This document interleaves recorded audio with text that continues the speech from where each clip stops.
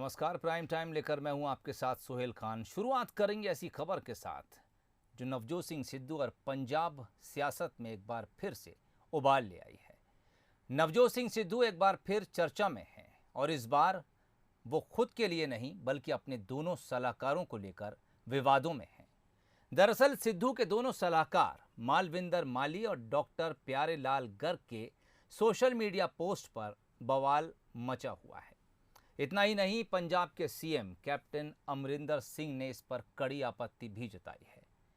माली ने 1989 की एक पंजाबी मैगजीन जन तक पैगाम का कवर पेज अपनी प्रोफाइल में लगाया, जिसमें पूर्व पीएम इंदिरा गांधी इंसानी खोपड़ियों के ढेर पर खड़ी हैं और उनके हाथ में पकड़ी बंदूक के आगे भी खोपड़ी लटक रही है। इसे 1984 में पंजाब में हुए दंगों से जोड़कर देखा जा रहा है। इस पोस्ट पर सीनियर लीडर मनीष तिवारी ने हाईकमान के दखल की मांग की है। इतना ही नहीं, सिद्धू के सलाहकार माली ने कश्मीर को लेकर भी विवादित पोस्ट किया। उन्होंने कश्मीर को देश बता दिया।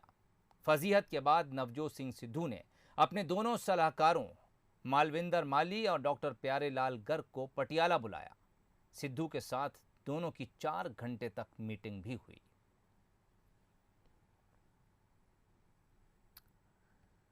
चलिए बात कुछ और खबरों की। इन दिनों सियासत में एक ही बहस छिड़ी है कि मध्य प्रदेश में मजहबी जहर कौन घोल रहा है। बात उज्जैन और इंदौर की ताज़ा घटनाओं की हो रही है, जो देखने सुनने में तालिबानी सोच जैसी ही है। इसको लेकर बीजेपी और कांग्रेस भी अब आमने सामने हैं। देखिए ये रिपोर्ट। तालिबानी सोच से एमपी बेचैन, उज्जैन में देश विरोधी नारे, इंदौर में भीड़ का गुस्सा, सियासत भी लेने लगी हिस्सा।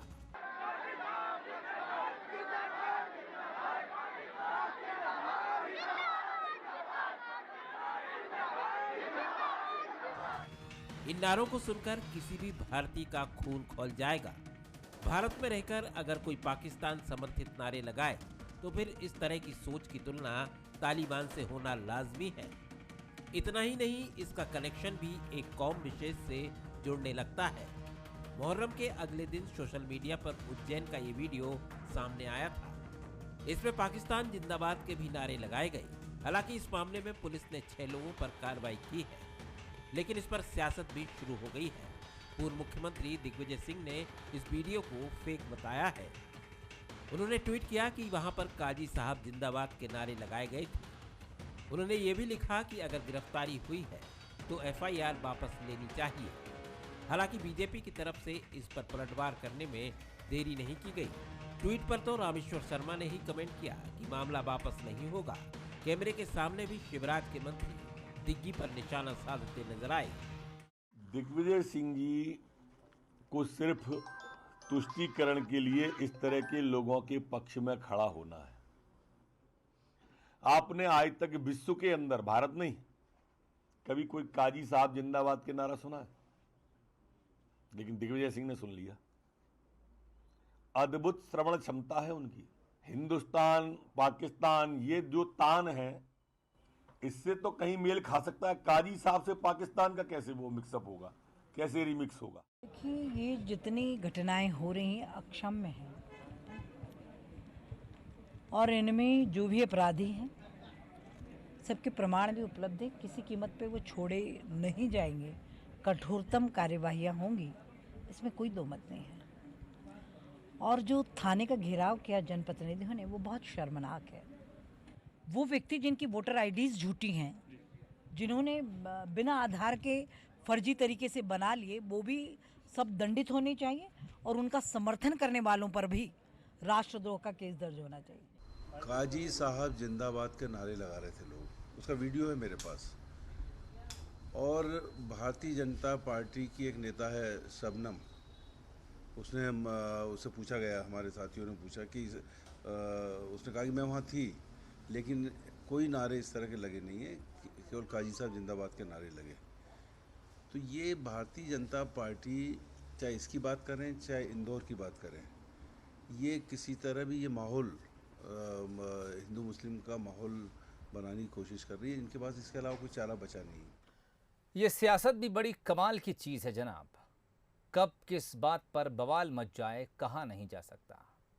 अब यही देख लीजिए, केंद्रीय मंत्री ज्योतिरादित्य सिंधिया के कार्यक्रम में उनके पिता की तस्वीर पर ही सियासी बवाल मच गया।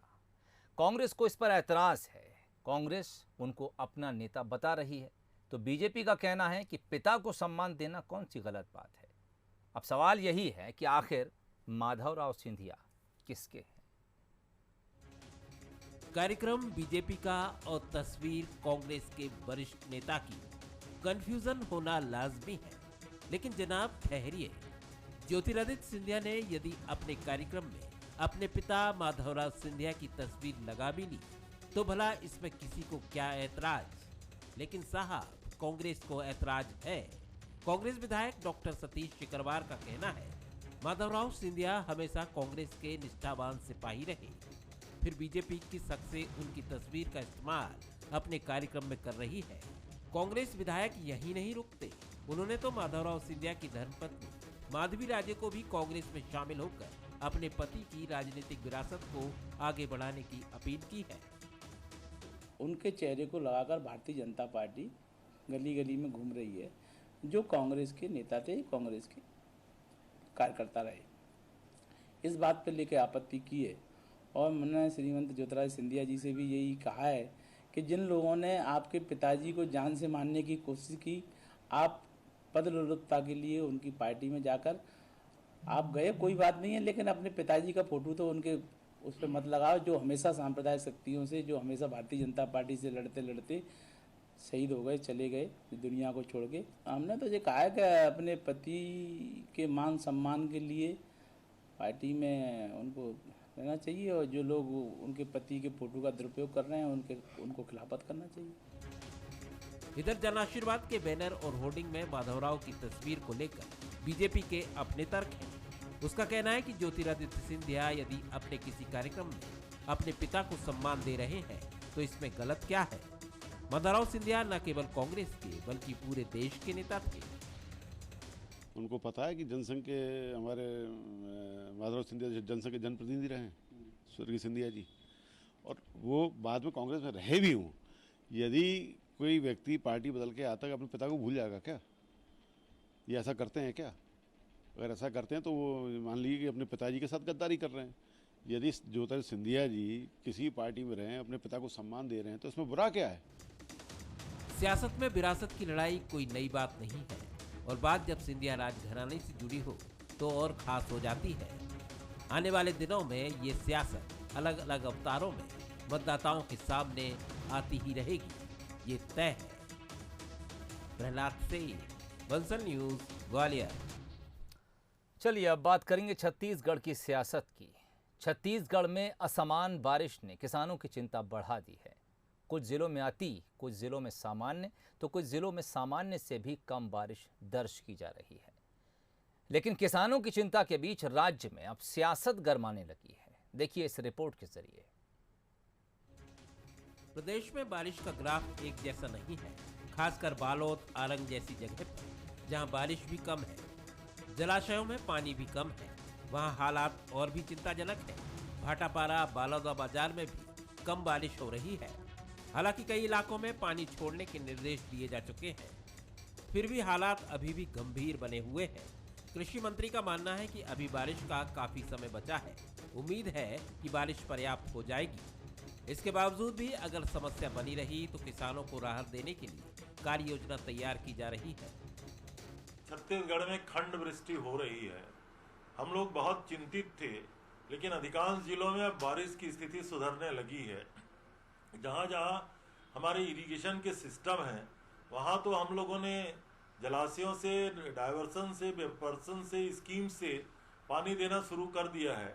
हम उम्मीद करते हैं अभी 2-3 दिन, 4 दिन में बारिश और हो जाए तो सूखे की स्थिति का सामना ना करना पड़े। उसके बावजूद भी हमारे किसानों के सामने अगर ये समस्या है और बारिश की स्थिति अगर ठीक नहीं रहेगी तो आने वाले समय में उनकी कैसे मदद की जाएगी, कृषि विभाग और राजस्व विभाग उसकी कार्य योजना तैयार कर रहा है। इधर विपक्ष का आरोप है कि सरकार अब तक कोई कार्य योजना नहीं बना पाई है, जबकि उसे बारिश शुरू होने के पहले ही योजना तैयार कर लेनी थी। इस वजह से किसान परेशान है। बरसात शुरू होने के पहले ही सरकार कंटीजेंसी प्लान बना लेती है कि अगर पानी की कमी हुई तो हमको क्या करना है, परंतु अभी तक सरकार का कोई कंटीजेंसी प्लान नहीं बना है और उसके कारण किसान परेशान है। अभी तक रोपे का काम पूरा नहीं हुआ है। बांधों से जो पानी छोड़ा जाना चाहिए वो पानी भी नहीं छोड़ा जा रहा है। सबसे दुर्भाग्यजनक स्थिति ये है कि पंप को जो 24 घंटा बिजली मिलनी चाहिए वो 5-6 घंटा बिजली मिल रही है। तो अभी जो इस वर्ष स्थिति है, अभी तक की स्थिति तो बहुत भयावह है। अगर ऊपर वाला कृपा करे और अगस्त में अगर पानी ठीक ठाक आ जाए तो फसल कुछ बच सकती है। तो सरकार को युद्ध स्तर पर और आने वाले समय के लिए कॉन्टीजेंसी प्लान बनाना चाहिए। भले ही प्रदेश के किसानों को बारिश को लेकर चिंता है, लेकिन उम्मीद है कि बारिश होगी और सूखे के हालात नहीं बनेंगे। लेकिन इसको लेकर सियासत जोर पकड़ रही है, क्योंकि किसान का मुद्दा प्रदेश में बेहद सेंसिटिव है और विपक्ष इस मुद्दे पर किसी भी तरह सरकार पर दबाव बनाए रखना चाहता है। अभिषेक शुक्ल, बंसल न्यूज, रायपुर। मध्य प्रदेश में 25 और 26 अगस्त को महा वैक्सीनेशन अभियान पार्ट 2 आयोजित होने जा रहा है। इस महा वैक्सीनेशन अभियान में करीब 30 लाख लोगों को वैक्सीन लगाने का लक्ष्य रखा गया है।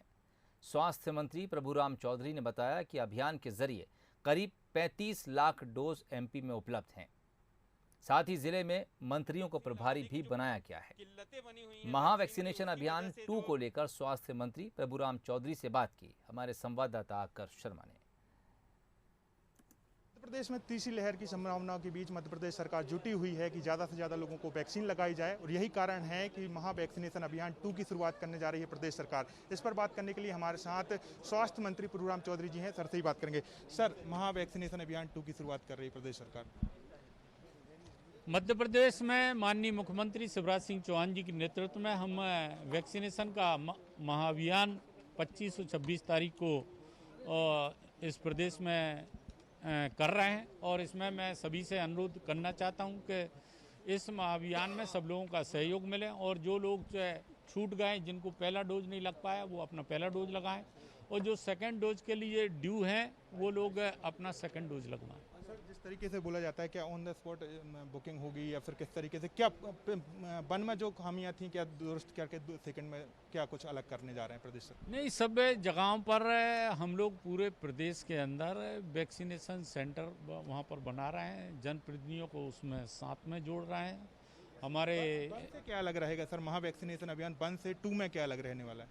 नहीं, हमारा प्रयास है कि जो 1 में भी काफ़ी अच्छा हुआ था। आपने देखा होगा कि मध्य प्रदेश में जितना फर्स्ट में जो वैक्सीनेशन महाअभियान चला था, एक दिन में सबसे अधिक डोजेज हम लोगों ने लगाए थे और अभी भी हमारा प्रयास है कि अधिक से अधिक डोज हम इस अभियान में लगा पाएं। कांग्रेस तो ये आरोप लगा रही है कि जो 2 वर्जन आप लोग ला रहे हैं वो सिर्फ यही है कि रिकॉर्ड बनाना है आपको। देखिए, मध्य प्रदेश की जनता वैक्सीनेट हो, इस बात से तो आप भी सहमत होंगे, सभी लोग सहमत होंगे। उनको वैक्सीनेशन होना चाहिए। फर्स्ट डोज के लिए जो वंचित रहेगा उनको फर्स्ट डोज भी मिलना चाहिए। सेकंड डोज के जिनको ड्यू है उनको सेकंड डोज भी लगना चाहिए। अगर ये अभियान में जनता को सुरक्षित करने के लिए सरकार प्रयास कर रही है तो इसमें सब लोगों को सहयोग करना चाहिए। लक्ष्य कितना है सर? लक्ष्य अधिक से अधिक हम करना चाहते हैं और हमारा प्रयास है कि अधिक से अधिक वैक्सीन लग पाए। नीति आयोग ने, आखिरी सवाल सर, नीति आयोग ने संभावना जताई अक्टूबर-नवंबर तक तीसरी लहर आ सकती है और जो बच्चों को सबसे ज़्यादा नुकसान पहुँचाएगी। हम लोग मध्य प्रदेश सरकार में के द्वारा पूरी तैयारियां की जा रही हैं। इंफ्रास्ट्रक्चर बढ़ाने के लिए ऑक्सीजन के प्लांट हम लोग लगा रहे हैं, आईसीयू के बेड हम बढ़ा रहे हैं, बच्चों के पीआईसीयू के बेड बढ़ा रहे हैं, ऑक्सीजन की लाइनें हम लोग बिछा रहे हैं और पूरी व्यवस्थाएं मध्य प्रदेश में की जा रही हैं। ये थे स्वास्थ्य मंत्री प्रभुराम चौधरी, जिनका कहना है कि महा वैक्सीनेशन अभियान का उद्देश्य यही है कि 100% लोगों को वैक्सीन लगाई जा सके। यही कारण है कि जो महा वैक्सीनेशन अभियान 2 की शुरुआत प्रदेश सरकार कर रही, वहीं उन्होंने तीसरी लहर की संभावना के बीच कहा है कि पूरी तैयारियां मध्य प्रदेश सरकार कर रही है। यदि तीसरी लहर आती है तो उसके लिए प्रदेश सरकार तैयार है। कैमरा पर्सन अश्विनी सिंह के साथ आकर्ष शर्मा, बंसल न्यूज, भोपाल। और खबर छत्तीसगढ़ से मिल रही है, जहां सीएम भूपेश बघेल दिल्ली के लिए रवाना हो गए हैं। दिल्ली दौरे पर जाने से पहले सीएम भूपेश बघेल ने मीडिया से बात भी की है। दिल्ली दौरे पर रवाना हो चुके हैं। भूपेश बघेल का कहना है कि कोरोना काल के बाद पहली बार दिल्ली जा रहा हूं। उन्होंने जिक्र किया कि पहले हिमाचल जाना हुआ था, प्रियंका गांधी से मुलाकात हुई थी, लेकिन अभी सिर्फ राहुल गांधी से मिलने के लिए वो दिल्ली जा रहे हैं। केसी वेणुगोपाल और प्रदेश प्रभारी पीएल पुनिया के साथ भी उन्होंने बैठक का जिक्र किया। साथ ही ये भी कहा कि इस बैठक में टीएस सिंहदेव भी शामिल होंगे। राहुल जी अब जिसको बुलाएं, मुझे तो केवल वहीं से सूचना मिली राहुल जी की यहाँ मीटिंग है। उसके बाद प्रभारी मंत्री और उससे प्रभारी सचिव, छत्तीसगढ़ प्रभारी और राष्ट्रीय महामंत्री उसे मिला। चलिए बात कुछ और खबरों की। अंधविश्वास समाज पर किस कदर हावी है, इसका अंदाजा छिंदवाड़ा के एक वायरल हुए वीडियो से आसानी से लगाया जा सकता है। वायरल वीडियो में एक महिला धधकते अंगारों पर चल रही है और इस महिला का कसूर सिर्फ इतना है कि उसका सास के साथ आए दिन झगड़ा होता था। समाज और रिश्तेदारों ने महिला पर तरह तरह के आरोप लगाने शुरू कर दिए। महिला पर जादू टोने करने का भी आरोप मढ़ा गया। बस फिर क्या था, एक तांत्रिक के यहाँ समाज का भीड़ तंत्र जमा हुआ और फिर तांत्रिक ने फरमान सुनाना शुरू किया। महिला को अग्नि परीक्षा देने के लिए कहा गया।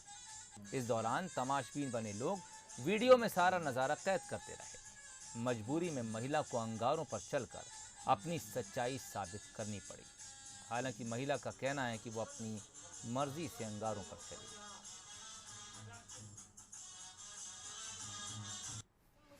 गलत इल्जाम लगाया जा रहा है। अच्छा, फिर मैं अपने पति को खिलाई हूँ, कुछ भी मेरे पति खिला के बस में करी, बच्चों को बोली हूँ या फिर मेरे ससुर को अपने बस में खिला के मतलब कि मारने की कोशिश करी करके, इसी वजह से मैं अंगार में चल पड़ी। यहाँ पर आई थी, मेरे बाबा यहाँ पे मिले, फिर उसके बाबा ने मतलब बोले कुरान पे हाथ रख के कसम खाने के लिए बोले। उसके बाद में भी यकीन नहीं आया। उसके बाद में फिर मैंने अंगार पर चलने के लिए बोली, तो मैं चलने की तैयार है ना। क्या आप ठीक हो करके? मैं शुरू से ही मानने को तैयार हूँ और अभी भी मानता हूँ। अच्छा, बस ये क्या है, हमारे जो परिवार में जो भ्रम पैदा हो गया था उसको क्लियर किया। अब आपको खबर दिखाते हैं लापरवाह सिस्टम की। जबलपुर नगर निगम की एक गलती का खामियाजा एक विधवा महिला को चुकाना पड़ा। निगम ने पति का जो डेथ सर्टिफिकेट जारी किया उसमें निधन की तारीख में साल 2018 की जगह 1900 डाल दिया। जब ये विधवा अपने भरण पोषण के लिए मुख्यमंत्री जन कल्याण योजना का लाभ लेने पहुंची तो डेथ सर्टिफिकेट गलत होने के चलते उसे योजना का लाभ नहीं दिया गया। 2 साल से ज़्यादा समय से अपने बच्चों की खातिर ये विधवा दर दर की ठोकरें खा रही है। सिस्टम कभी कभी इतना अंधा और बहरा भी हो जाता है कि वो ना तो इस महिला की परेशानी देख पाता है और ना ही उसे इस महिला की सिसकियां सुनाई पड़ती।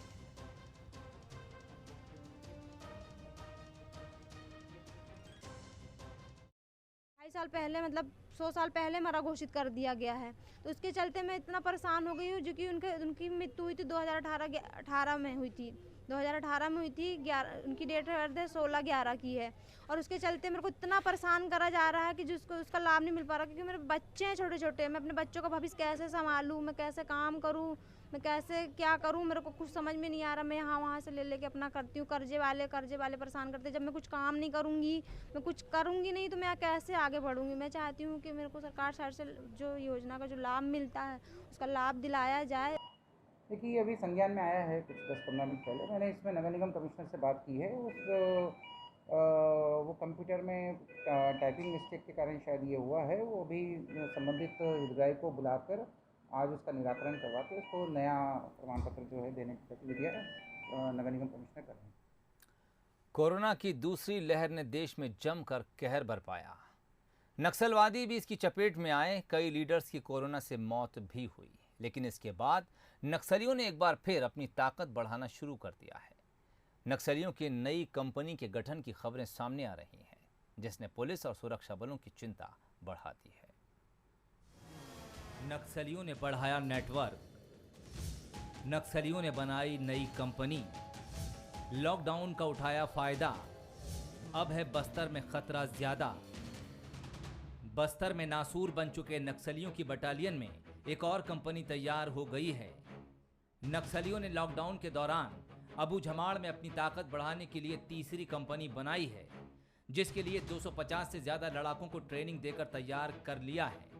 ये सनसनीखेज खुलासा किया है दंडकारण्य स्पेशल जोनल कमेटी के सचिव रहे रमन्ना के बेटे रंजीत ने हैदराबाद में डीजी के सामने सरेंडर करने के बाद ये खुलासा किया है।